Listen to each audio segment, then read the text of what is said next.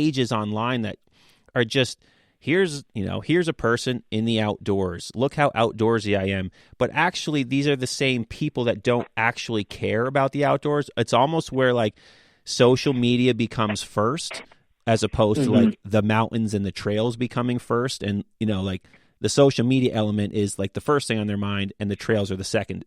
Whereas, obviously it should be the other way around. You should be out there because, man, I want to be out there in the trails. Look at these mountains. Look at these views. Look at this 3D life in front of me.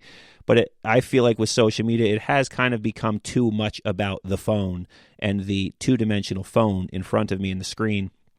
So I feel like that is kind of what is ultimately the problem. I don't think it's more people coming to the outdoors and experiencing it. I think that's a beautiful thing. I think people should be outside as much as possible and out in nature. Obviously, for so many reasons, it's completely beneficial. And the more people you get that are advocating for those areas and, these woods and these trails and this and that, these mountains, the better.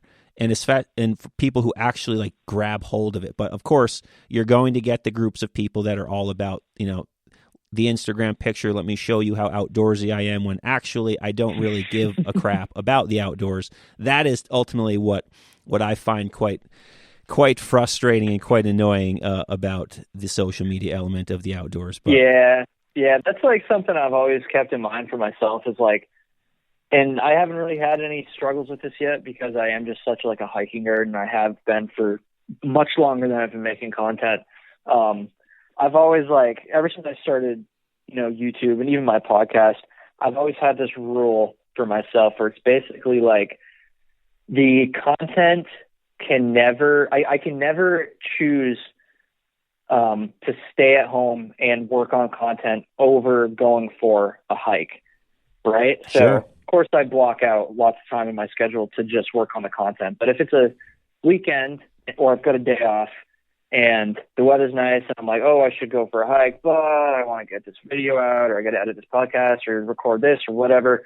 I say no. I say screw that. I'm going for a hike, because how much of a freaking loser would I be if I'm like sitting at home editing a video about hiking when I know like I could have gone hiking, like that's sure. that's just like that's not really the way I want to do things. So hopefully I never fall down that trap. But if you ever see me being a fake Instagram hiker, you have my permission to call me the hell out. And when it's kind of like what you're describing is kind of like the outdoors content creator version of like a very overweight trainer at some commercial gym who's all about training other people, but kind of forgot about training themselves a little bit. Yeah. And it's just kind of like you're looking at them and you're thinking, really?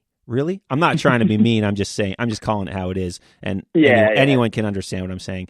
But oh, for sure. Yeah, I'm the same way too. It's like I'd rather just go out and hike, and if I can get the podcast out, sweet. If I don't, whatever. Maybe next week.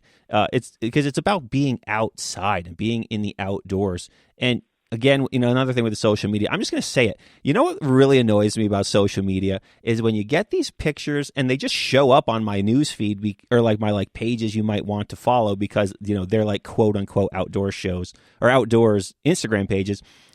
But it's like there's all these very scantily clad women in the outdoors and it's just like, this picture literally has nothing to do with the outdoors. Stop trying to pretend to me that it is. It is about a very attractive, scantily clad woman in the outdoors. And I've had so many of those pages follow me, and then I unfollow them, or I have them unfollowed because obviously they're following me, so I will click follow on their page. Yeah. And nice try, but you failed. I will not click follow.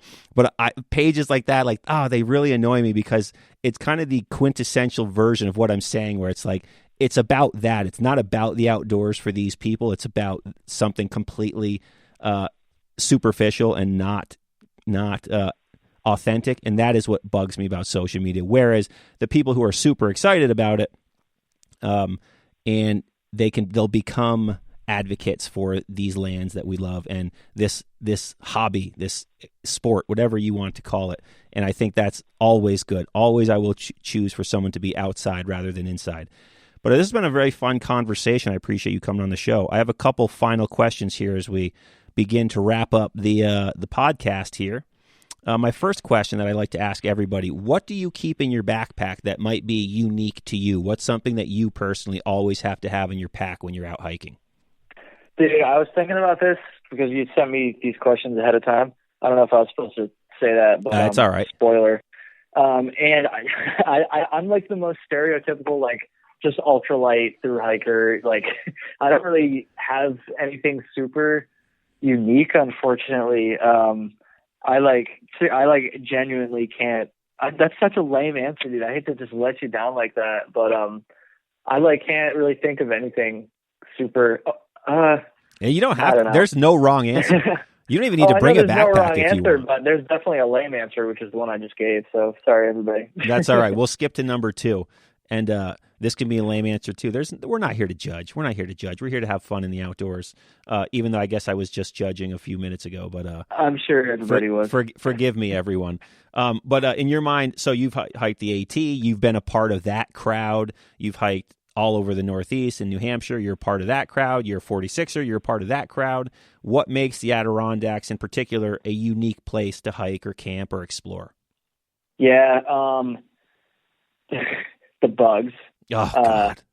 I mean, Awful. It's like the bugs are everywhere, but they just hit differently in the Adirondacks. Gotcha. The bugs and dude, I can't even describe it, but if I had to guess, I think there's probably other people that have hiked in the Adirondacks and in other places that might know what I'm talking about here, but there's just a feeling to them that I feel like I don't ever sense something as unique in other places.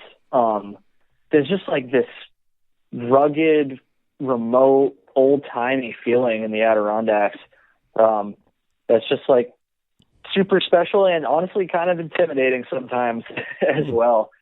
And that's one thing which we're just talking about how I'm not super philosophical or whatever, but or spiritual, but that's kind of spiritual, I guess. Sure. I don't know what it is. I can't place my finger on it, but I know it's there. There's just something about it. I don't know. There isn't an old-timey feel for sure. I always tell people the second you cross the blue line into the Adirondack Park, you go back in time. And absolutely. I also have recently I did an episode with Eric Schlimmer, and we were talking about this subject as well. Like the Adirondacks has to kind of walk. They need to evolve a little bit, but they also need to kind of walk the tightrope of like not losing the qualities, like those kind of old time qualities that make this place what it is and make it desirable to come to, but also evolve a little bit with the times and and just evolve and kind of like get with the times slightly without losing the essence that makes it what it is. But yeah, the second you get into this park, you go back in time, because if you think about it, as soon as you go north, you hit Plattsburgh, and Plattsburgh, New York, is as strip mall-y type of vibe as possible. You go south on 87. As soon as you leave the park, the first town you get to is Queensbury, which is like the exact same thing. Then you go west, you get to Watertown. It's like exact same thing. But the second you cross the blue line, you go back in time. And then my final question, Mr. Kyle hates hiking. Why do you like to hike? Well put. It just checks all my boxes. It's good exercise. I like to exercise. I try to stay pretty active. It's good. It's such a hard question. It's such a simple question and such a freaking hard question, dude. But I'll actually try to answer it. I like your first one there. I think more than anything, it's just a place where my mind is just like not thinking about 1,000 different things all at once. Or maybe it's not even that. Maybe it's just like when you're hiking, especially for a long hike, right? Like, a full day of hiking or even multiple days, it's like there's only one task at hand. You don't got to worry about, lots of different things, meeting people, doing this, deadlines, all this stuff. You just got to hike. And, sure. And again, I'm getting a little too spiritual here. That's but okay. There's just something refreshing about that. And the reason I'm saying I shouldn't is because I've never explained these things well, but it's just refreshing, dude. I think it's similar almost to driving long distances. I kind of like long car rides by myself, And I think it's kind of for similar reasons, although hiking is definitely better than that. But I certainly enjoy the car ride to a hike as well, almost as much sometimes, depending on the weather when I was actually hiking. So I don't know, there's just something about it that just keeps me refreshed and reset. And it's also pretty fun to incorporate other things. For instance, camera stuff and video and pictures. That's something obviously that's more recent for me, but it's almost like kind of rejuvenated my desire, not my desire to get out there, but just like my love for being out there, I guess. Sure.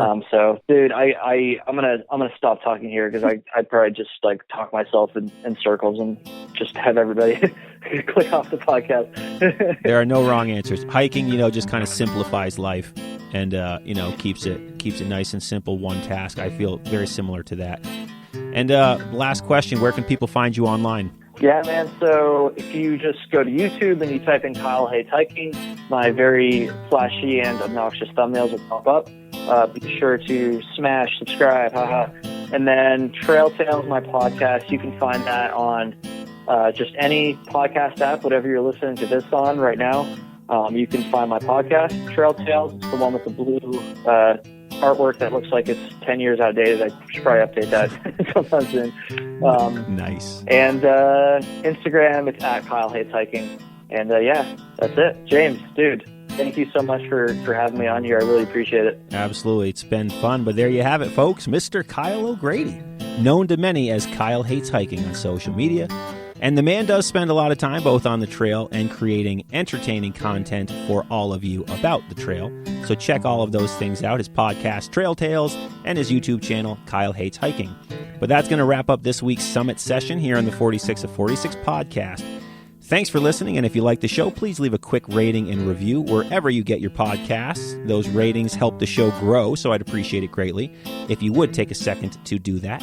And check out 46of46.com to learn more about the show and even to look into hiring a High Peaks coach to help prepare you to confidently, safely, and successfully head into the backcountry and explore what these mountains have to offer you. I'd love to work with you and get you ready for the trail. And hey, you want to try winter hiking but you're a little scared? Perfect. This service is just for you. But check back next Friday for new mountains, new stories, new guests, and new episodes here on the 46 of 46 podcast.